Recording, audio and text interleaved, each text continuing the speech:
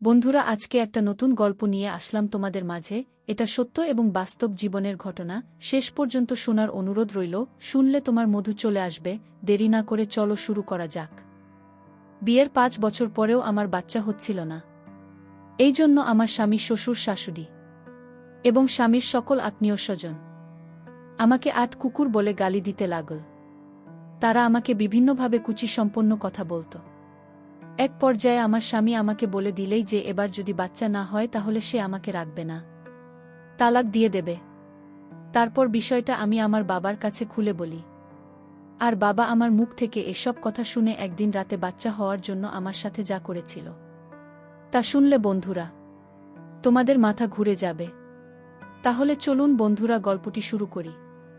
গল্পটি শুরু করার আগে বন্ধুরা, তোমাদের নিকট আমার বিশেষ অনুরোধ, দয়া করে তোমরা আমার চ্যানেলটি সাবস্ক্রাইব করে আমাকে সাপোর্ট করবে। হ্যালো বন্ধুরা, আমি তোমা। বর্তমানে আমি প্রবাসে আছি। আমি বিদেশে একটি গার্মেন্টসে চাকরি করি। আমার জীবনে বন্ধুরা একটা ট্র্যাজেডি আছে, একটা হৃদয় বিদারক ঘটনা আছে। ঘটনাটি শুনলে হয়তো তোমার চোখের পানি ধরে রাখতে পারবে না। ঘটনাটি তখনকার সময়ে বন্ধুরা, যখন আমার বয়স ১৪ কি ১৫ হবে। আমি বাংলাদেশের একজন মেয়ে। আমি আমার পরিবারের সাথে বড় হয়েছি। কিন্তু আমার বয়স যখন ৮ কিংবা ৯ হবে, তখন আমার মা মারা যায়। আমি পরিবারে শুধু একমাত্র মেয়ে ছিলাম। আর আমার এক ভাই ছিল। সেও খুব একটা ভাল ছিল না। সে নোয়াখালীর একজন মেয়েকে বিয়ে করে শ্বশুরবাড়িতে থাকে। মোট কথা, আমার ভাই আমাদের পরিবারের কোনো খোঁজখবর নিত না। আর আমাদের পারিবারিক অবস্থা খুব একটা ভাল ছিল না। আমার মা মারা যাওয়ার পর আমার বাবা আর অন্য কোথাও বিয়ে করে নাই। এভাবে কষ্ট করে চলতে লাগল আমার জীবন। তারপরও আমরা খুব ভালোই ছিলাম, খুব খুশি ছিলাম। আমার বাবা সারাদিন কাজ করে যা পাইত তাতে আমাদের খুব ভালো করে চলে যেত। আমার বাবা আমাকে খুব ভালোবাসত, অনেক বেশি ভালোবাসত। আর এভাবেই আমাদের জীবন, মোট কথা আমার জীবন চলতে লাগল। খুব একটা প্রাতিষ্ঠানিক পড়ালেখা করতে পারি নাই আমি। ৮ম শ্রেণী পর্যন্ত পড়ালেখা করেছিলাম। তারপর আমার বাবা আমাকে সিদ্ধান্ত নিল। আমার যখন ১৪ থেকে ১৫ বয়স, তখন সিদ্ধান্ত নিল আমার বাবা আমাকে বিয়ে দিয়ে দেবে। আমি আর আমার বাবার কথা অমান্য করতে পারলাম না, কারণ আমার বাবা মধ্যবয়স্ক। আর তাছাড়া ও বাবা কাম কাজও খুব একটা বেশি করতে পারে না। বাবার উপর বোঝা হয়ে আর কতদিন থাকব, তাই সিদ্ধান্ত নিলাম এবং বিয়েতে রাজি হয়ে গেলাম। আর এদিকে আমার বাবা আমার জন্য পাত্র দেখা শুরু করল। পাত্র দেখতে দেখতে হঠাৎ একদিন আমার বাবা একটি ভালো পাত্রের সন্ধান পেল। কিন্তু পাত্র ছিল বেকার, সে কিছু করত না। কিন্তু পাত্রীর বাবা মায়ের পারিবারিক অবস্থা ভালো ছিল, খুব বংশী পরিবারের লোক ছিল। সবকিছু ভেবেই আমার বাবা এখানে আমাকে বিয়ে দিতে সম্মতি হল। আমিও সেখানেই গিয়ে বসতে রাজি হয়ে গেলাম। তারপর আমার বাবা আমাকে ধুমধাম করে বিয়ে দিল। বিয়ে দেওয়ার পর বিয়ের প্রথম রাতে যখন আমার স্বামী আমার কাছে আসলো, তখন আমার কাছে কেমন জানি মনে হলো নেশা করে, নেশাকর ভাব।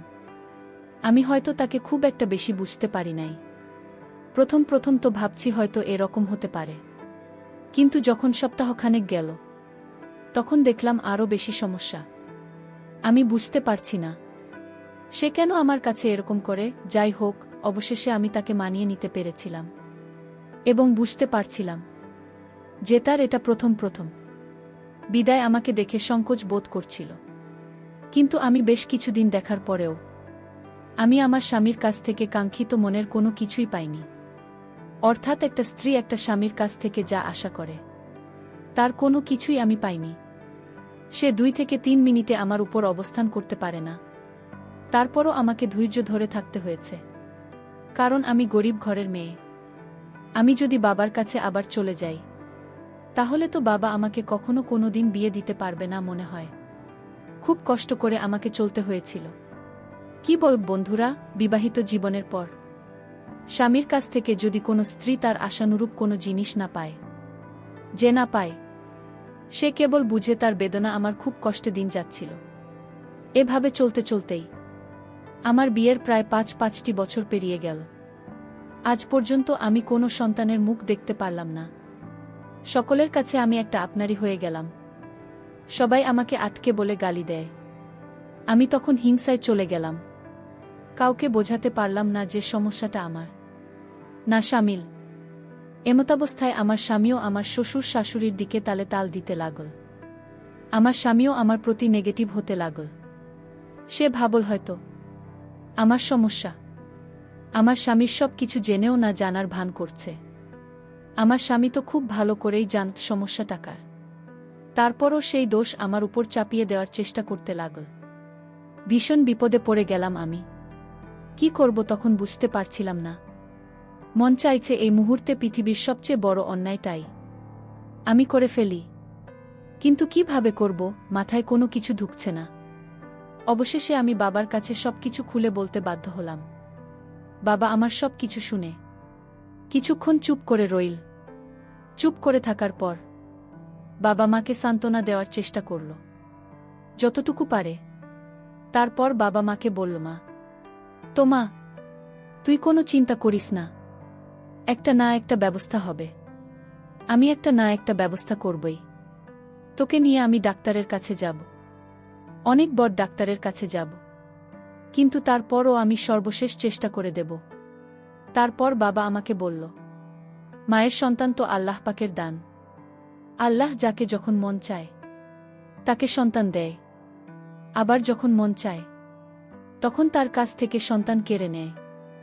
আর এই দোষ কোনো মানুষের উপর চাপিয়ে দেওয়া উচিত না। আমার স্বামীর সাথে আমার সবকিছু ঠিকঠাকভাবে চলছিল, কিন্তু আমার কোনো সন্তান হচ্ছিল না। যদিও সে ক্ষেত্রে আমার কোনো দোষ নেই, তারপরও আমাকে দোষারোপ করা হচ্ছিল, যার কারণে আমার সংসারটা প্রায় ভেঙে ভেঙে যাচ্ছিল। এমন অবস্থায় আমি কি করব আমি কিছুই বুঝতে পারছিলাম না। শুধু ভেবে ভেবে চিন্তা করছিলাম। চিন্তা করতে করতে আমি আমার বাবার সাথে কখন যে ঘুমিয়ে পড়লাম তা আমি নিজে বলতে পারলাম না। রাত যখন 2টা কি 3টা বাজে, তখন আমি অনুভব করলাম ঘুমের মধ্যেই হয়তো কেউ আমার সাথে কোনো কিছু করার চেষ্টা করছে। আমি লাইটটা অন করার সাথে সাথেই দেখলাম আমার বাবা কি এমন অদ্ভুত অবস্থায় আমার উপর নিয়ন্ত্রণ করার চেষ্টা করছে।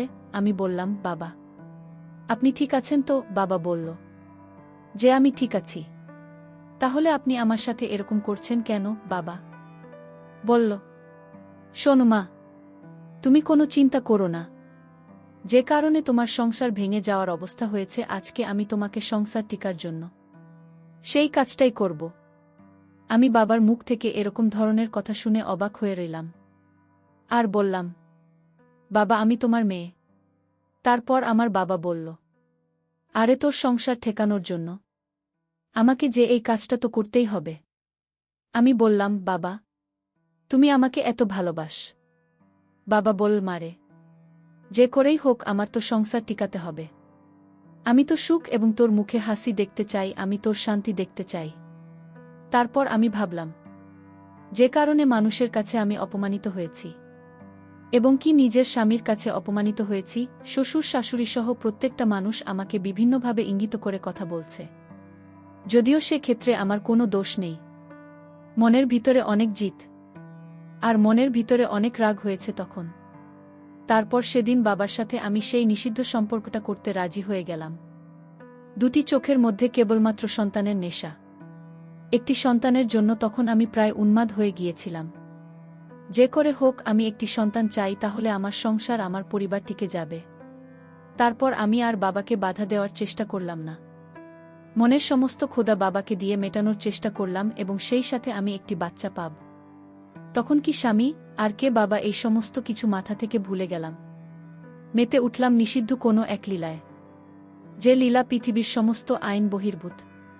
প্রথম যখন বাবা আমার সাথে প্রস্তুত নিচ্ছিলেন, তখন আমার মনে হলো আমার জীবনে প্রথম আমি কোনো এক নিষিদ্ধ লীলায় যাচ্ছি। কিন্তু আমি যখন প্রথম বাবার এমন প্রস্তুত অবস্থায় বাবার দিকে তাকালাম, তখন যা দেখতে পেলাম তা দেখে তো আমার দম বন্ধ হয়ে যাওয়ার মতো অবস্থা হলো। আর মনে মনে ভাবলাম, এটা দেখতে যে ভয়ঙ্কর, ওটা দিয়ে কাজ করলে না জানি আমার কি অবস্থা হয়। তারপরেও ভাবলাম না, আমার সন্তান প্রয়োজন। যদিও আমার বাবার বয়স প্রায় 50-এর মধ্যে, তারপরেও যে এত স্ট্রং আর এত শক্তিশালী তা আমার নিজের চোখকে বিশ্বাস করাতে পারেন।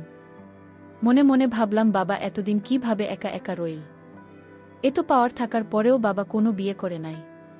আজকে আমি আমার বিবাহিত জীবনে 5 বছরে যা পাই না, তা আমি আমার বাবার কাছ থেকে উসুল করব। তখন কি স্বামী আর কে? বাবা মাথার মধ্যেই সব কিছু নেই। যাই হোক, বাবা যখন আমার উপর পরিপূর্ণ নিয়ন্ত্রণ নিল, আমার কাছে মনে হলো যেন বিদেশিদের মতো অবস্থা। সেই দিন বাবা মাকে যে সুখ দিয়েছিল, তা আমি আমার বিবাহিত 5 বছর জীবনেও পাই নাই। অকর্মা দেবীর কাছে বাবা আমাকে বিয়ে দিয়েছে।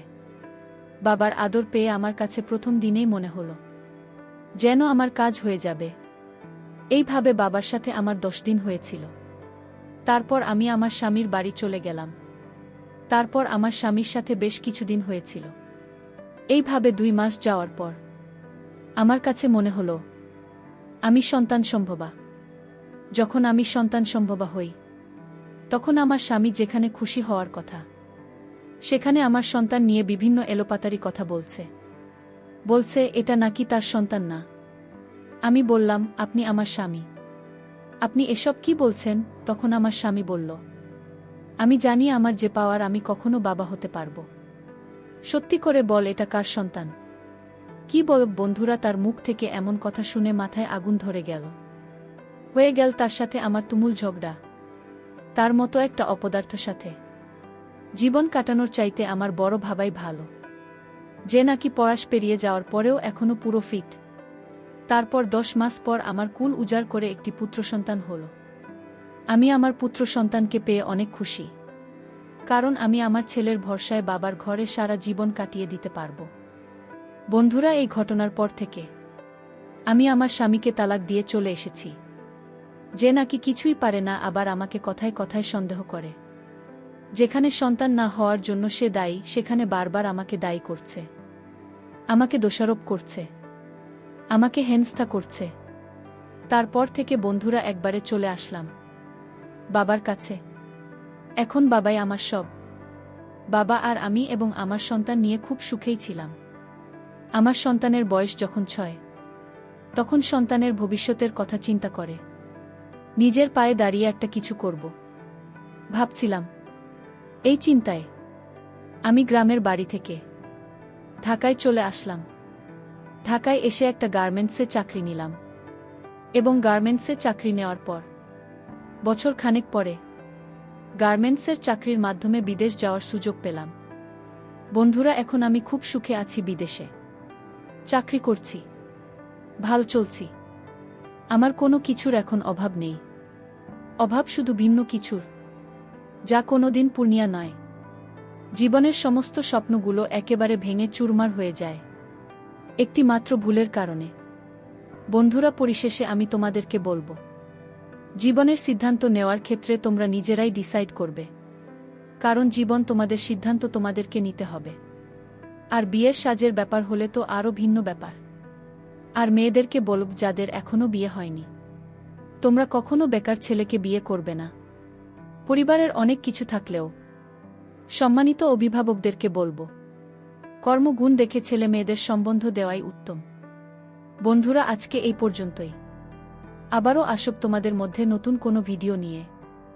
ভিডিওটি যদি তোমাদের ভালো লাগে, তাহলে একটি লাইক দাও।